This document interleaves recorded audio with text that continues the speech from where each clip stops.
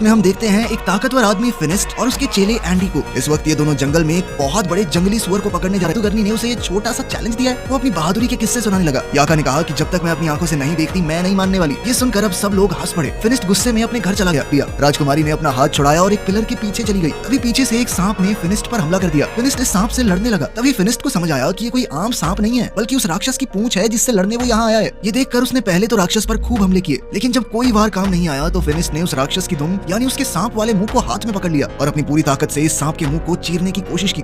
वो सभी टावर से गिर रहे मलबे के पास आए। इन योद्धाओं को ना राजकुमारी दिखी ना ही राक्षस, बस दिखा तो मलबे के नीचे दबा हुआ फिनिस्ट जो धीरे धीरे उठ रहा था। जब एंडी को पता चला कि फिनिस्ट अपनी आंखें खो चुका है तो वो उसे वहाँ से ले जाकर घर छोड़ा दिया। ये लुटेरे गाँव के लोगों को मारने लगे। फिनिस्ट देख तो नहीं सकता लेकिन उसे अच्छे से सुनाई दे रहा था कि कैसे लोग मर रहे हैं, तड़प रहे हैं। जैसे ही लुटेरे उसके पास आए उसने आवाज सुनकर वापस उन पर हमला किया। कुछ देख ना पाने के बावजूद भी सिर्फ आवाज के सहारे वो 2-3 डाकुओं से एक साथ लड़ रहा था। बाबा यागा ने पूछा कि तुम आजाद कैसे घूम रहे हो? तो उसने कहा कि मैंने इन डाकुओं को यकीन दिला दिया है कि मैं इनकी तरफ ही हूँ, मैं इनकी मदद करूंगा। साथ ही वो गाँव वालों के ऊपर डाकुओं के लिए नजर भी रखेगा। एंडी के पास इस वक्त एक सोने का चिराग है जो उसने डाकुओं से चुराया था। उसने कहा कि वो इस चिराग को बेचकर खूब पैसे कमाएगा। जैसे ही एंडी ने इस चिराग को रगड़ कर साफ किया तो उसमें से एक जिन बाहर निकला। उसे देखकर सब घबरा गए, यहाँ तक कि एंडी भी। नीचे का शोर सुनकर एक डाकू वहाँ आ गया, लेकिन जिन ने इस डाकू को मारकर ऊपर फेंक दिया। जब जिन एंडी के पास गया उसकी ख्वाहिश पूछने तो एंडी ने कहा कि वापस चिराग में चले जाओ, और वो जिन दोबारा से चिराग में चला गया। ऊपर से एक डाकू आया और एंडी के गले पर तलवार तान कर अपना चिराग उससे वापस ले लिया और कुछ ही देर में ये जहाज अरेबिया पहुंचा गया और जल्द ही ये लोग उस पहाड़ी पर पहुंच गए जहां वो राक्षस है। काफी देर तक ढूंढने के बाद आखिरकार फिनिस्ट को उस राक्षस के पांव के निशान मिल गए। वो निशान एक गुफा के अंदर जा रहे थे। फिनिस्ट ने साइंटिस्ट की मशीन इस गुफा के बाहर रख दी। फिनिस्ट जानता था कि उसे राक्षस को मारना नहीं है, सिर्फ कैद करना है, इसीलिए वो बड़े आराम से अंदर गया और अपने हथियार से